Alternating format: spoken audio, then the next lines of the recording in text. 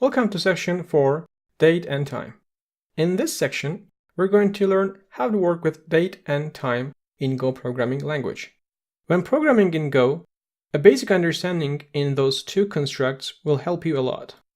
Therefore, I'm going to show you some recipes for working with dates and time. We're going to see how to find today's date and time, adding or subtracting from dates, finding the difference between two dates, and parsing dates and times from strings. And we're going to start with finding today's date and time. Usually, when working with dates, you will use time package. We can use time.now to get to today's date. And as you see, it imported time package. And time returns a time type. So we are going to assign this to another variable. And let's go ahead and output this value to the console. And we used the string function here. So let's go ahead and run this.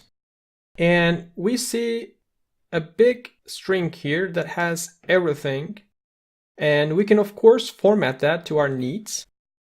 For instance, I can do the current.format here. And with a predefined layout, please make sure that you use the same layout here.